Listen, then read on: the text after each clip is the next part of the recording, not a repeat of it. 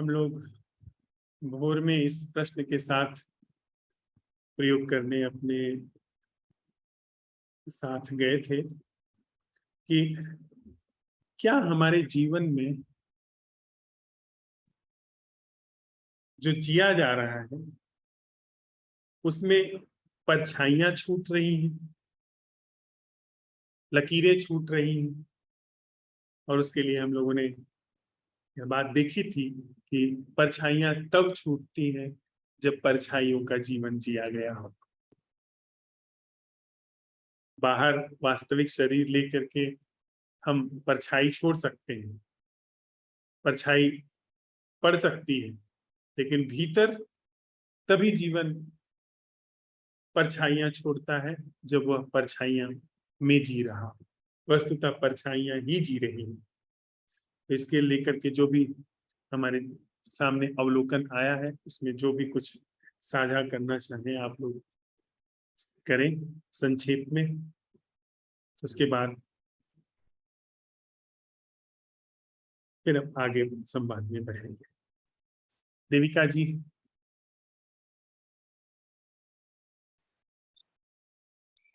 Hello, नमस्ते सबको। नमस्ते। आज मैं थोड़ा व्यस्त हो गई थी, तो मैं ज्यादा इस प्रश्न के साथ नहीं रह पा रही थी, फिर भी कोशिश किया मैंने। जब से परछाई शब्द आता है तो मुझे आवाज फर्स्ट थोड़ा थॉट साफ नहीं आ रही है देविका आपकी। अभी सुनाई दे रहा? हाँ, आप सुनाई दे रहे हो। थोड़ा माइक एकदम करीब मत रखिए, एकदम दूर मत रखिए। अब ठीक है? हाँ, आप ठीक। अच्छा, तो ये जो परछाई शब्द मुझे अ, सुना तो जो फर्स्ट रिएक्शन था मेरे लिए, परछाई का मतलब से जो मीनिंग निकला मेरे अंदर से होता है सेल्फ इम्पोर्टेंस।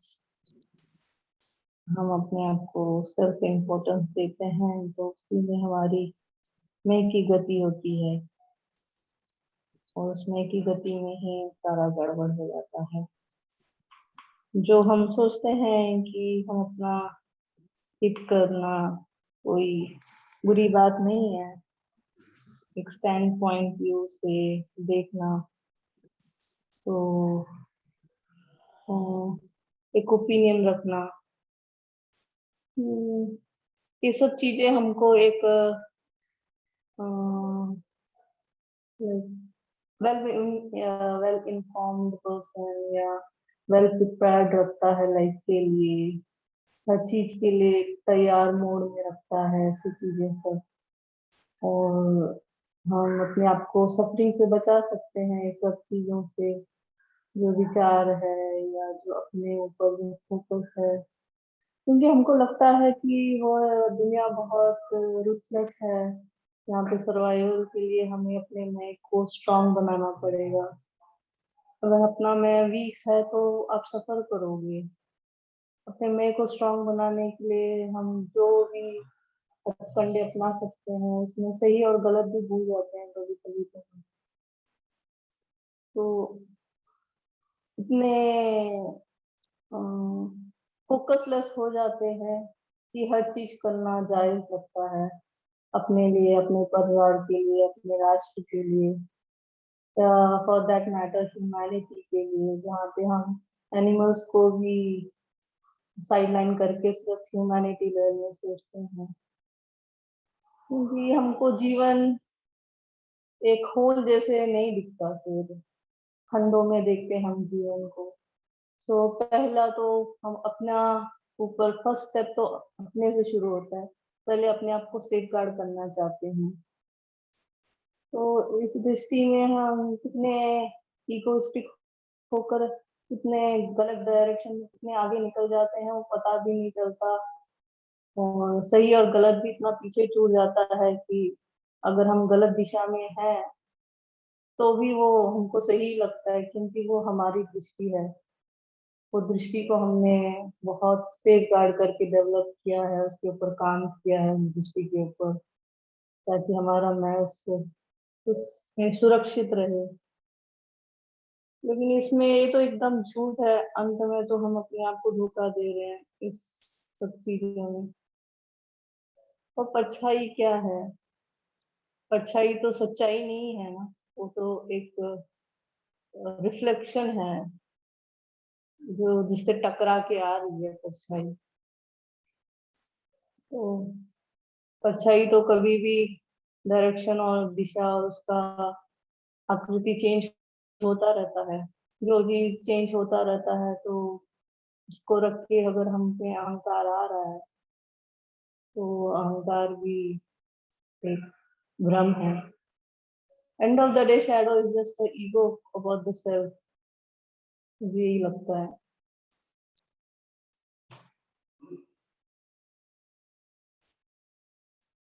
धन्यवाद देविका। परछाइयों से युक्त जो जीवन है वह सिर्फ बाहर ही हम नहीं छोड़ रहे हैं परछाइयों को, हमारे अपने अंदर भी बहुत सारी परछाइयां छूटी हुई हैं। गौर से देखिए, हमारे भीतर न जाने कितनी परछाई छूटी हुई है। वह जो किसी ने सम्मान दिया था उसकी परछाई छूटी हुई है, वह जो किसी ने अपमान किया था उसकी परछाई छूटी हुई है, वह जो हम करना चाहते थे कर नहीं सके उसकी परछाई छूटी हुई है, जो हम करना चाहते हैं उसकी परछाई है। उसके लिए यहाँ पर जैसा हम जीना चाह रहे हैं उसके लिए योजनाएं चल रही हैं, उसके लिए उपाय चल रहे हैं, सब क्रियाएं प्रतिक्रियाएं चल रही हैं। तो न जाने कितनी परछाइयां हमारे भीतर छूटी हैं और उन्हीं परछाइयों को जीते हुए हम न जाने कितनी परछाइयों को छोड़ रहे हैं। पीछे देखिए कितनी परछाई छूटी हुई, कितना दंश छूटा हुआ है। करना चाहते थे, जिसके साथ जीना चाहते थे नहीं जी पाए, जो करना चाहते थे नहीं कर पाए,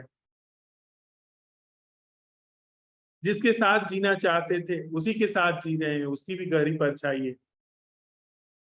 और दुर्भाग्य समझ रहे हैं कि जिसके साथ जीना चाहते थे उसी के साथ जी गए। न जाने कितनी परछाइयां छूटी हुई है और हम परछाइयों को जी रहे हैं और परछाइयां छोड़ रहे हैं। न हम सच हैं न परछाइयां सच हैं। वस्तुतः परछाइयों का ही जीवन चल रहा है। क्या ये ऐसा है? वास्तविक जीवन कहाँ है? असल जीवन कहाँ है? बाहर हमारी परछाई बनती है तो हम कहते हैं कि हाँ मैं हूं, उसकी देखो परछाई बन रही है, ये शरीर है उसकी परछाई बन रही है। लेकिन भीतर किसकी परछाई बन रही है? असल जीवन कहाँ है? कौन है जिसकी परछाई बन रही है?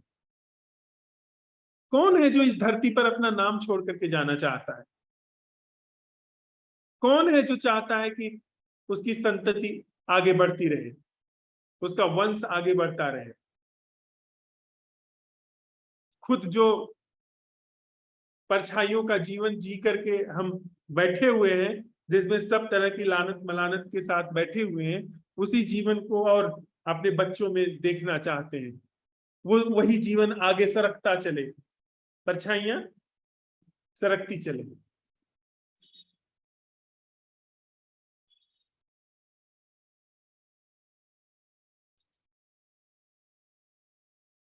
क्या यह बात सच नहीं है कि हम लोग जो जीवन जी रहे हैं सिर्फ परछाई? अगर हम अपने भीतर ये खोजने जाएं इस भौतिक शरीर के अलावा जिसमें हम कुछ नहीं करते हैं, खून बन रहा है, मांस मज्जा हड्डी सब बन रही है, सब चल रहा है, सब बह रहा है, बहुत कुछ अंदर जा रहा है बाहर जा रहा है, उसमें हम कुछ नहीं कर रहे हैं। या दावा हम करते हैं कि हम देख रहे हैं, आंखों में देखने की जो क्रिया घटित हो रही है उसमें हम क्या कर रहे हैं? श्वास चल रही है, हम कहते हैं हम सांस ले रहे हैं, सांस लेने में हम आप क्या कर रहे हैं? हमको आपको करना होता तो मिनट 2 मिनट छूट जाते और राम नाम सत्य हो जाता।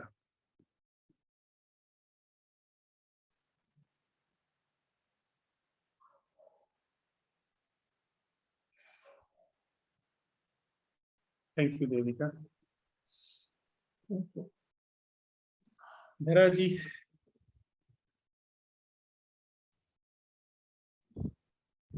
प्रणाम।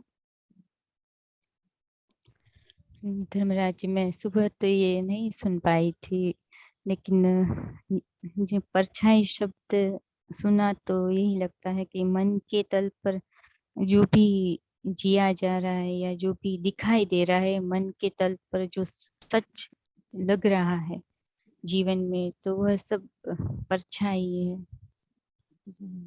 और इतना ही। मजे की बात यह भी है, परछाई तो है और परछाई की ही परछाई जी जा रही है। वास्तविक कोई हम अपने अंदर खोजें, बताएं कौन सी चीज वास्तविक है, कौन सी चीज ओरिजिनल है हमारे अंदर, जो दूसरे से न आई हो, जो दूसरे की परछाई हमारे चित्त पे न पड़ी हो।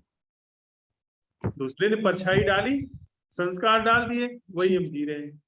जी वही। या मैं तक भी दूसरे की परछाई है, या मैं भी बाहर से डाला गया है। परछाइयां बस जी रही हैं। ऐसा है, मन के तल पर यही ऐसा ही है, परछाई का ही जीवन है। ये मैं नहीं कोई चीज आरोपित कर रहा हूं, ये हम सब लोग साथ में अपने जीवन को खोज रहे हैं, पता लगा रहे हैं, सत्यापित कर रहे हैं। फिर यह आपकी चीज है, ये आपने अपने जीवन में खोजा है, और आपने जो खोजा है फिर उसमें श्रद्धा होती है। सत्यापित किया है आपने जीवन में अपने, उसमें फिर विश्वास नहीं होता है कि आप मान के बैठ गए।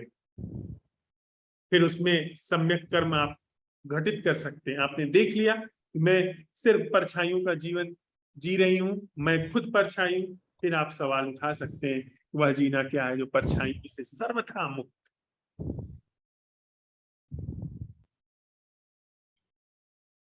थैंक यू धरा। गौरी,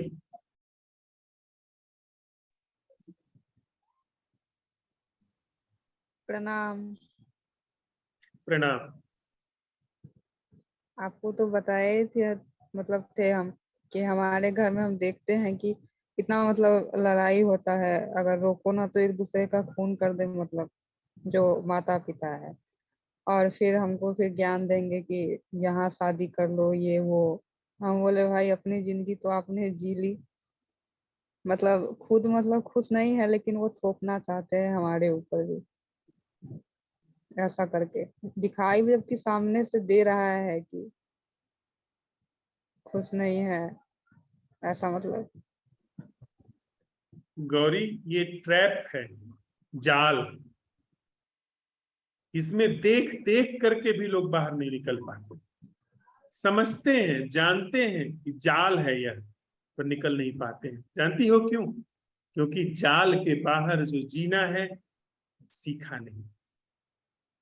तो बजाय जाल के बाहर अनसीखा जीवन सीखने के, हम जाल में फंसे रह करके जीना ज्यादा ठीक समझते हैं।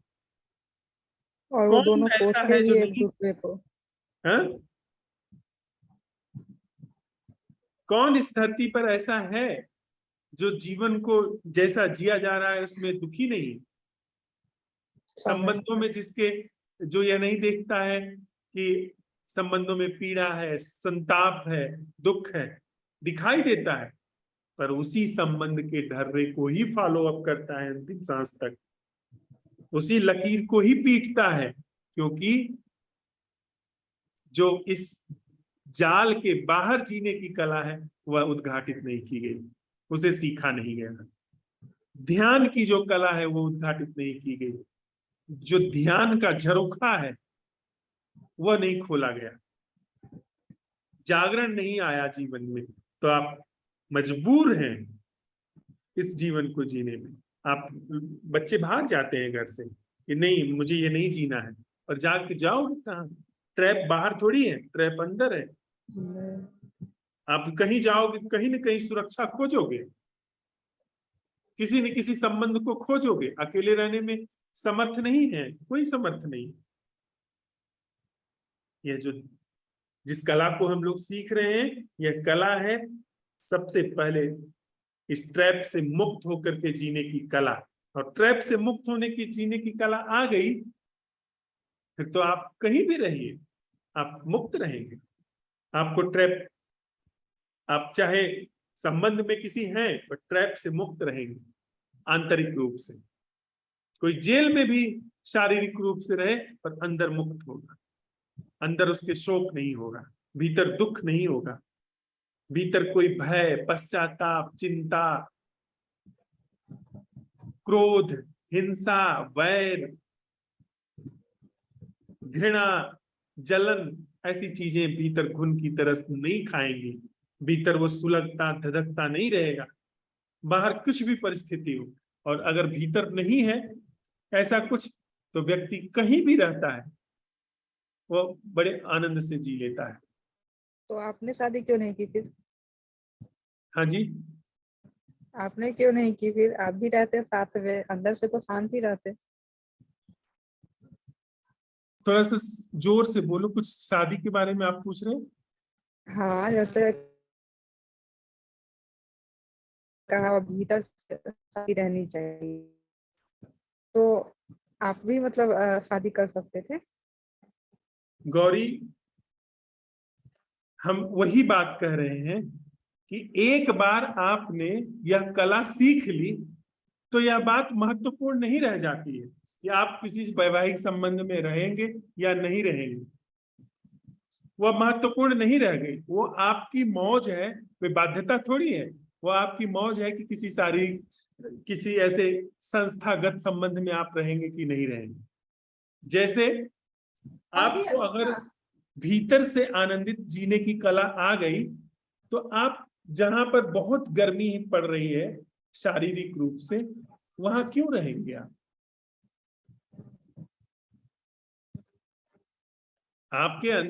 आपको कोई बाध्यता नहीं है, आपका खूंटा नहीं गड़ा हुआ है ऐसी जगह पर जहां पर बहुत गर्मी पड़ती है, जहां बहुत शोर है, वहां आप क्यों रहेंगे? आप सड़क करके चले जाएंगे ऐसी जगह पर जो एकांत हो, जहां शोर न हो, जहां पे प्रदूषण न हो, जहां पे धुआं न हो। ऐसा नहीं है कि आप जी नहीं सकते हैं वहां पर अपने आप वहां चले जाएंगे आप। पर अगर कोई बाध्यकारी स्थिति है तो उसमें भी आपके पास कला है जीने की। लेकिन बाध्यकारी स्थिति नहीं है तो क्यों आप चल सकते हैं, तो क्यों आप खूंटे में अपना पैर फंसा करके तोड़ेंगे? ये तोड़ेंगे? ना ना।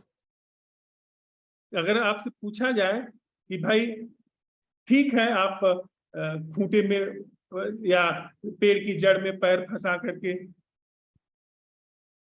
तोड़ने के बिना भी जी सकते हैं, या मान लिया कि बिना पेड़ की जड़ में फंसाए जिया जा सकता है, लेकिन आप क्यों नहीं पेड़ की जड़ में पैर फंसा के तोड़ रहे हैं?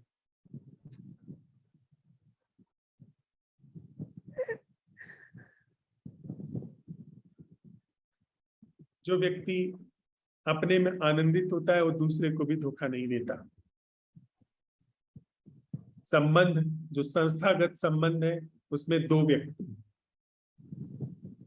व्यक्ति इन्वॉल्व होते हैं एक विशेष तरीके की विचारधारा को लेकर के।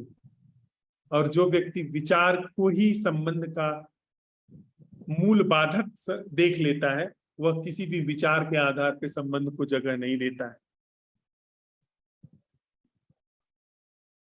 Thank you Gauri.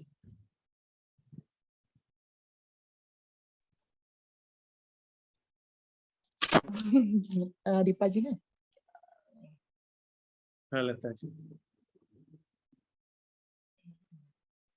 नमस्ते सभी को। आवाज धीमी आ रही है आपकी। ओके, आज यहाँ नेटवर्क का थोड़ा है इशू, बाहर बादल है। जी आवाज आ रही है अभी? हाँ जी आ रही। आप सबको सुन रहे हैं, बैठे हैं, झिंगुरू की आवाज भी सुन रहे हैं। बाहर झिंगुरू की आवाज के अलावा कोई साउंड नहीं है। और एक आप सबकी साउंड है जो कानों में डायरेक्ट जा रही है। ये सब देखते देखते देख रहे हैं कोई परछाई बाकी है। इसके पहले तक का जीवन हो सकता है परछाइयों में ही चलता था, पर वो हमें तब नहीं दिखाई देता था सारी चीजें। अभी जो भी चीज चलती है वो दिख जाती है। तो इस समय कुछ कह नहीं सकते। सिर्फ ऐसे होता है कि सिर्फ अभी खुद के हिसाब से ही चलेंगे, खुद के तरीके से ही सब कुछ चलेगा। किसी के प्रकाश में नहीं चल रहा है सब कुछ, अपने प्रकाश में चल रहा है। जी धन्यवाद। बिल्कुल लता। नीरज भाई। हाँ, नमस्ते भैया, सभी को मित्रों को नमस्ते। यही है अन्वेषण भैया कि आपने जो बताया ये बहुत जीवन का बारीक अन्वेषण है। ऐसा ही जीते रहे हैं अभी तक, कुछ बनने का ना बनने का, चाहे वो बातचीत के संबंध में हो या फिर समाज को दिखाना हो या खुद के निजी संबंध में हो। यही है भैया तो अन्वेषण, इतना ही। भीतर सब परछाइयों का ही जीवन चला, वास्तविक आदमी का पता ही नहीं चला कि कौन जी रहा है। बिल्कुल, अभी तक यही जी रहे हैं। तो भेड़ वाली जो बात है वो ही चल रही है हर जगह। फिर सहज रूप से क्या सवाल बन के आता है?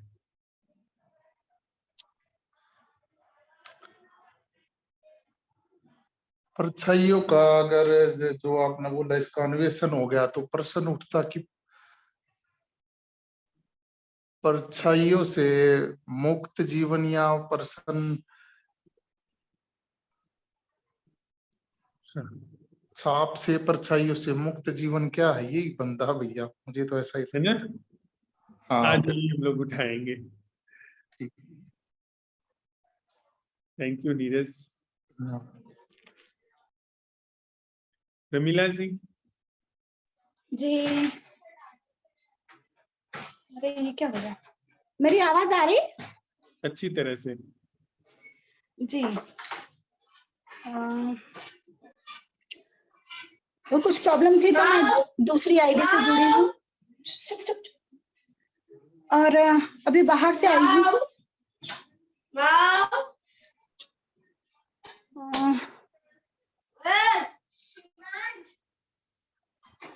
तो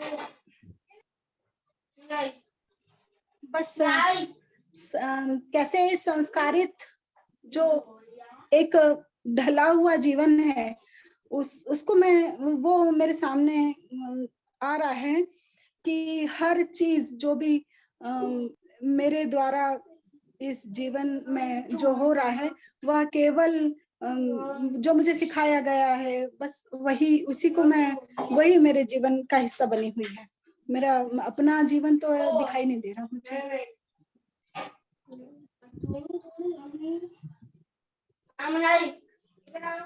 और बेटा पास में बहुत आवाज कर रहा है तो बस मैं इतना ही कहूंगी आज। Thank you Lata, sorry thank you Pramila. Ranjita जी।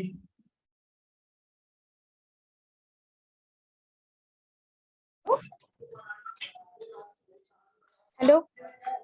हाँ जी बोलिए। एक्चुअली मैं सुन सकती हूँ क्योंकि मैं ऑफिस में हूँ। ठीक है, थैंक यू। सुरमिता जी आप क्या कहती हैं?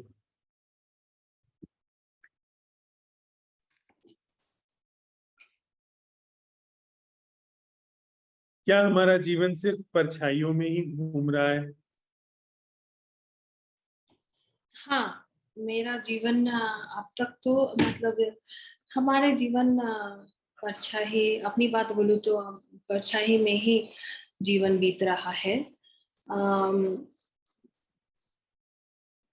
परछाई में ही जब जब मतलब अभी के अगर कहा जाए, अभी भी परछाइयों से मुक्त बहुत सारी जैसे जीवन की आइडियाज कॉन्सेप्ट्स जो थे उससे मुक्त हुए हैं वो सारी परछाइयों से। पर अभी जहाँ पे अटकी हुई हूँ वो है अपनी परछाई से। मतलब जैसे कि जो इस परछाइयों को देख रहा है वो कभी कभी वो दिखता है, जैसे कि मुझे दिखा कि ये मेरी परछाई है पर वो मुझे दिख रहा है, तो वो वाला परछाई और वो भी दिखना हो रहा है तो और उसका भी बहुत इंटरेस्टिंग है, क्योंकि वो भी एक क्या बोलते हैं अपॉर्चुनिटी है कि मैं वो कैसे दिख रहा है, पर हम कैसे देख रहे हैं, हम नहीं देख रहे, तो वो परछाइयाँ कैसे दिखी जा रही है। तो कुछ कई कई जगह परछाइयाँ दिखती है, अब दिखती है कि परछाइयाँ नहीं है, पर जो परछाइयों को देख रहा है वो दिखता है। तो परछाइयों को जो देखने वाला है, क्या वह भी परछाई है? हाँ, वो भी परछाई है, उसी की अब परछाई दिख रहा है। तो इसका मतलब कि दर्शन वह है जो जिसमें कोई देखने वाला नहीं है। क्या हम ऐसा देख सकते हैं कि क्या ये प्रश्न बनता है कि वह देखना क्या है जो परछाइयों से मुक्त है, और ऐसे देखने में देखने का पता नहीं चलेगा, सिर्फ देखना घटित होगा। हाँ, तो वो जब ये प्रश्न तभी एक दूसरा होता है, तभी वो जीवन क्या है वो परछाई से मुक्त नहीं होता है। तब मैंने प्रश्न ऐसे उठाया है कि वो जीवन, वो देखना क्या है जो वो परछाइयों परछाइयों को का देखना है कि जो देखने वाले से मुक्त है। यानी वह देखना क्या है जो परछाई के देखने से मुक्त है। हाँ, ये कितनी रोमांचकारी बात है कि परछाइयां भी देखने में समर्थ हो जाती है। मृग मरीचिका जैसे, जहां पानी नहीं होता है मरुस्थल में, वहां पर भी पानी दिखाई पड़ने लगता है। हाँ, जहां पर मुझे इसके संदर्भ में एक कहानी आती है, चीनी कहानी है, छोटी सी है, कि एक आदमी की कुल्हाड़ी खो गई। तो उसके पड़ोस में जो लड़का रहता था, जिसे अभी तक वह बहुत मासूम, बहुत ही सीधा साधा समझता था, और उसको प्यार से कुछ मिठाइयां भी खाने को देता था, उस लड़के पर उस आदमी को शक हो गया कि इसी ने कुल्हाड़ी चुराई है। अब वो उसको जब भी देखता आते जाते, तो उसको दिखाई पड़ता कि चोर देखिए ऐसे चलता है। जब वो कुछ उससे बोलता तो उसके अंदर चलता कि चोर ऐसे बोलता है। जब वो कुछ गीत गाता तो उसके अंदर चलता है चोर ऐसे गीत गाता है, चोर ऐसे उठता बैठता है, चोर ऐसे खाता है, चोर ऐसे पीता है, चोर ऐसे सोता है। मतलब उस लड़के के अंदर बस चोर ही चोर नजर आने लगा। 2-3 दिन के बाद अचानक वो घर में गया, किवाड़ बंद किया तो देखा कि कुल्हाड़ी की दरवाजे के पीछे रखी हुई है। उसे याद आया, ओ ये तो मैंने ही यहाँ रखा। वो जल्दी से बाहर आया, अब उस लड़के को देख रहा है, वो लड़का सामने बैठा हुआ है, उसके पड़ोसी का, अब देख रहा है उसे चोर नहीं नजर आ रहा है, उसे चोर नहीं दिख रहा है।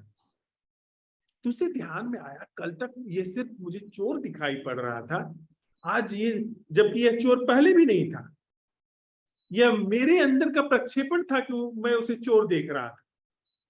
यानी परछाई देखने में समर्थ है। वह जो संशय है वह चोर है, वह संशय झूठ है, लेकिन फिर भी देखने में समर्थ है और दिखा देता। हो सकता है वो उसको चोर समझ करके मारपीट भी देता, एक्शन भी हो जाता। तो परछाइयां देखने में सक्षम है। एक और ये देखना, ये कब दिखा, अब जब पूछने के ज्यादातर हम अगर हमेशा ये प्रश्न के साथ अगर ऑर्गेनिकली रहा जा रहा है तो प्रश्न उठाने की जरूरत नहीं होती है, वो एक ऑर्गेनिक अवेयरनेस रहता है। पर यस्टरडे आपने जो प्रश्न पूछा था कि वो कौन सी दृष्टि, वो कौन सी ग्राउंड है, पॉइंट ऑफ व्यू है जहाँ से हम वो कहते हैं कि हमारी जीवन है।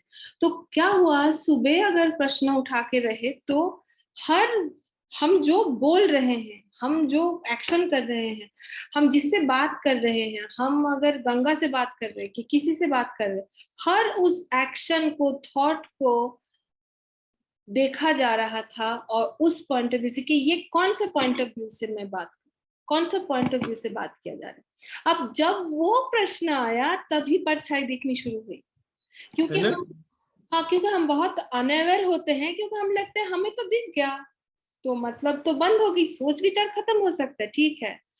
पर वहां पे वो परछाई लेके जो देख रहा है वो बहुत पुष्ट होता है।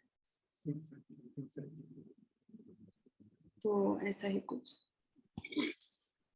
तो हम लोग ये जब सवाल उठाते हैं कि वह जीना क्या है, वह देखना क्या है जो परछाई से मुक्त है, और अगर यह सवाल किसी परछाई के द्वारा नहीं उठाया जा रहा है तो ऐसे जीवन का हमें पता नहीं चलेगा। जो पता चलेगा वो परछाइयों के जीवन के विसर्जित होने का पता चलेगा, जीवन का पता नहीं चलेगा, क्योंकि पता चलना परछाइयों के जीवन में होता है। क्या यह बात ऐसी है? जी। Exactly. थोड़ी देर के लिए 2 मिनट के लिए हम लोग साथ में बैठते हैं, फिर आगे चलते हैं।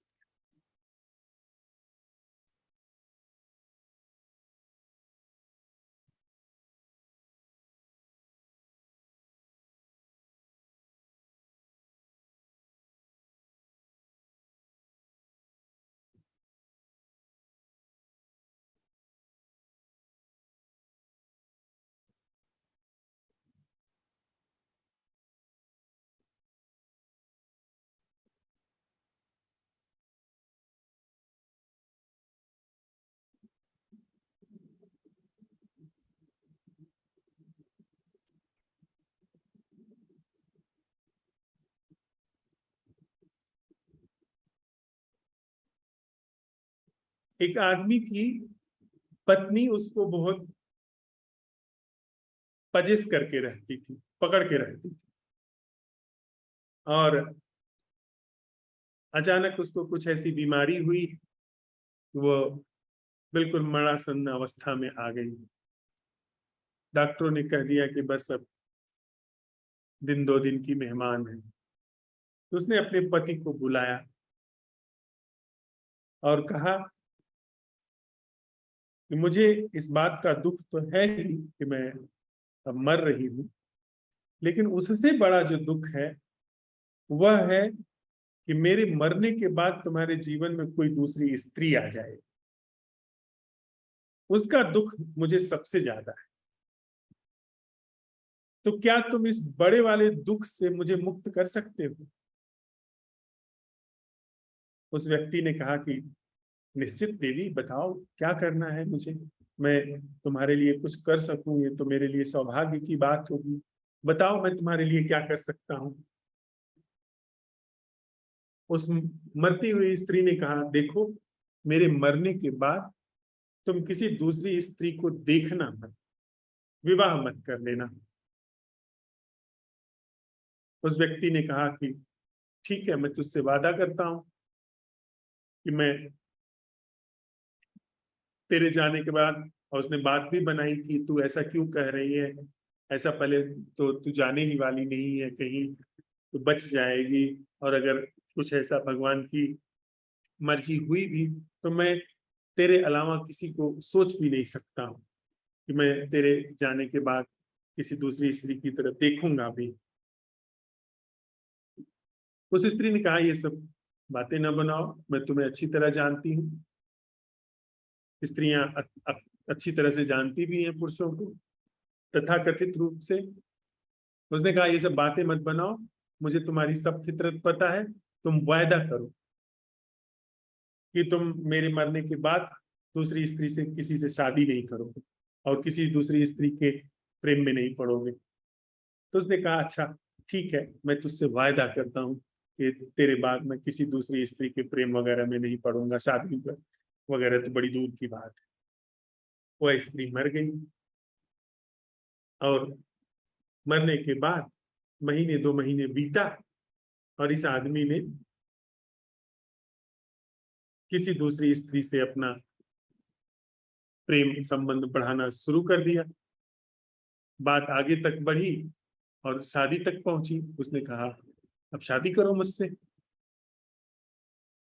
उसने कहा कि पहले तो नानुकुर करता रहा, फिर बाद में वो अड़ गई तो करनी पड़ी।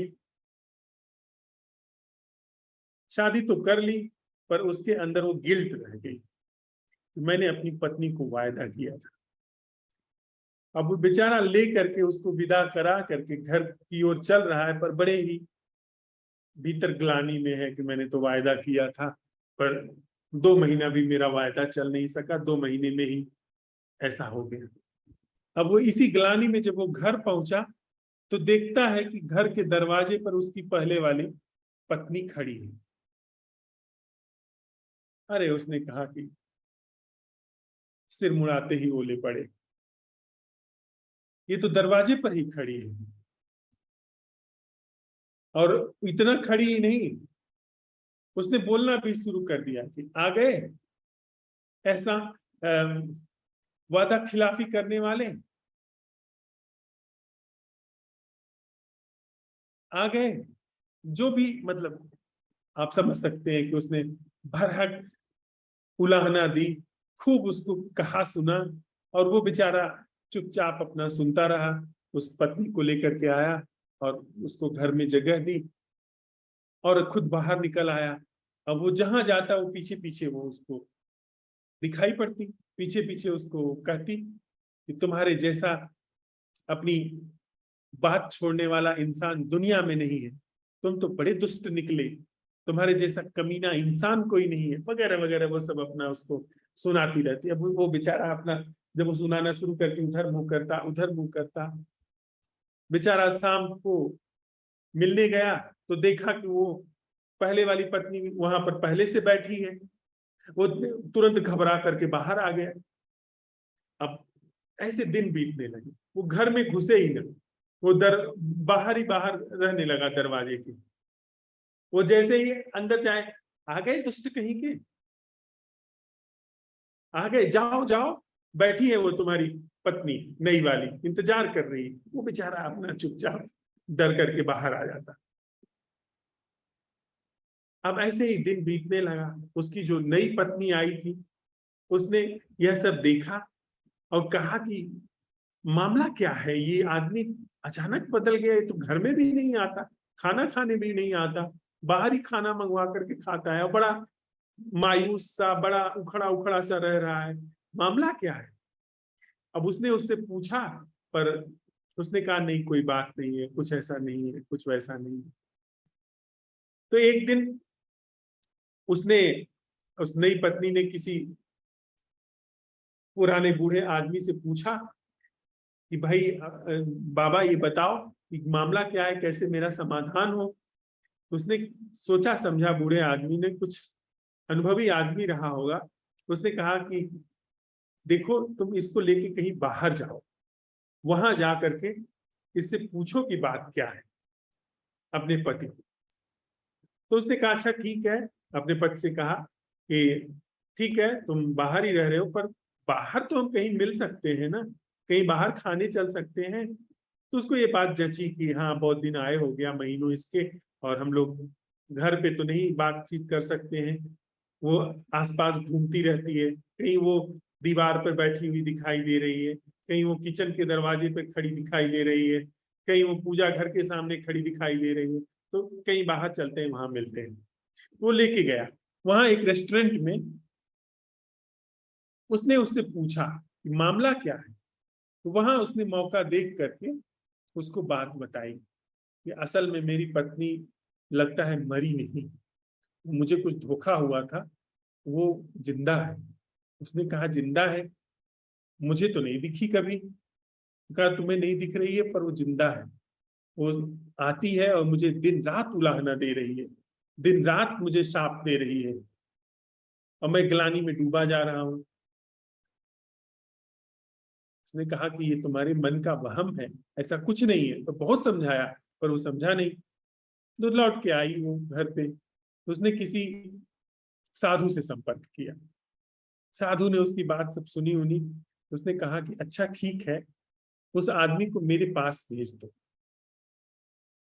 लोग चारों तरफ ये बात फैल गई कि ऐसा है, लोग समझाने आते कि ये तुम्हारे मन का वहम है, ऐसा कुछ नहीं है, वो कहीं नहीं है, वो तुमने जो वायदा किया था उसी की ग्लानि है तुम्हारे अंदर। बहुत समझाते लोग, पर वो कहता कि नहीं भाई, ये सब ठीक है, तुम मतलब मुझे समझाने के लिए कर रहे हो, पर मैं तो देख रहा हूं ना कि वो है यहाँ पर उसकी पत्नी ने कहा कि फला एक साधु आए हैं, वहां चले जाओ, शायद कुछ हल निकल जाए। तो उसका मन नहीं था, पर पत्नी के बहुत कहने पर वो गया। तो साधु ने उसको देखा, बिठाया और पूछा कि भाई क्या समस्या है। तो उसने सारी बात बताई।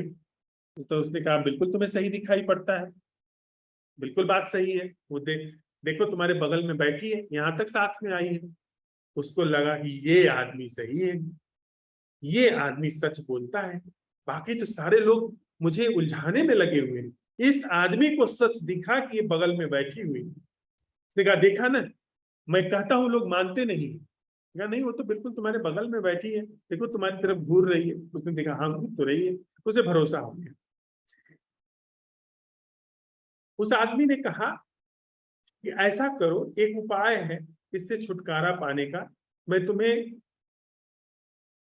एक मंत्र देता हूं, ऐसा करना, जाना इस मंत्र को कान में उसके धीरे से बताया, और उसने पाया कि जैसे ही उसको मंत्र कान में बताया जा रहा है, वो सामने बैठ के दोहरा रही है, अच्छा ये मंत्र मुझे भगाने के लिए सुना जा रहा है।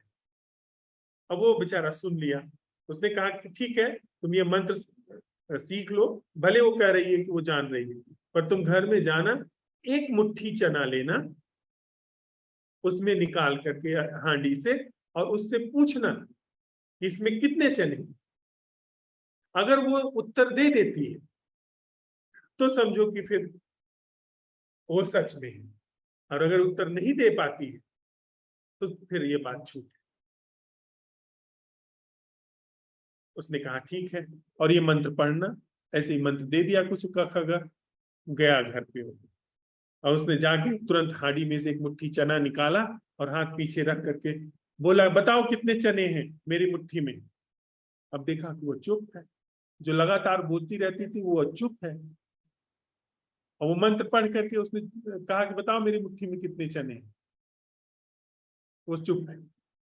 जब तो साधु ने कहा था कि जब वो चुप हो जाए, वही चना उसके ऊपर फेंक देना, वो समाप्त हो जाएगी। अगर असल में होगी तो बचेगी, नहीं होगी तो समाप्त। वही उसने किया, वो चना जैसे ही उसके ऊपर फेंका, समाप्त हो गई। पर हुआ क्या, तरकीब क्या थी? असल में उसको ग्लानि हो गई उस आदमी को, और उसे जितना उसके अंदर ज्ञान था, वही ज्ञान उसको प्रक्षेपित होकर के दिखाई पड़ने लगा। जो जो वह जानता था, वो कहता था कि देखो यह बात यह भी जानती है, यह बात यह भी बता रही है। जहां जहां उसको सोचता था, वहां वहां उसे खड़ी दिखाई पड़ती थी। उसको भयंकर रूप से सम्मोहन हो गया। लेकिन अब मुट्ठी का चना, उसको ही नहीं पता है कि कितना चने के कितने दाने हैं मुट्ठी में, तो वो कैसे बताएगी? जब उसके संज्ञान में नहीं है तो उसे कैसे पता होगा? वो तो उसी के ज्ञान के आधार पर चल रही थी, तो उसे ही नहीं पता है तो उसे कैसे पता होगा? वो चुप हो गई। जैसे ही चुप हुई, झूठ मूठ का ऐसे फेंका, और वो हमेशा के लिए गायब हो गई। बेचारा फिर अपना रहने लगा नवविवाहिता के साथ। हमारे जीवन में ये जो परछाई है, यह सारे उत्तर दे सकती है। जो जिन परछाइयों से हम जी रहे हैं और जो परछाइयां हम छोड़ रहे हैं, ये सारे उत्तर दे सकती है। लेकिन यह वह उत्तर नहीं दे सकती है जो हमको नहीं पता है। जैसे यह वह उत्तर नहीं दे सकती है कि बिना मैं के जीना क्या है। वह जीना क्या है जो परछाइयों से मुक्त है, यह परछाई उत्तर नहीं दे सकती, क्योंकि इसका उत्तर देने के लिए परछाई को होना पड़ेगा। पर सवाल कह रहा है कि परछाई से मुक्त है। सवाल पूछा जा रहा है कि वह जीना क्या है जो परछाई से मुक्त है, इसका उत्तर इससे नहीं आ सकता। तो यह ऐसा मंत्र है जो कि आज रात की बैठक के बाद हम लोग अपने साथ प्रयोग करने वाले हैं, जिसमें ये परछाइयों में रचा पचा जीवन इसका उत्तर नहीं दे सकता।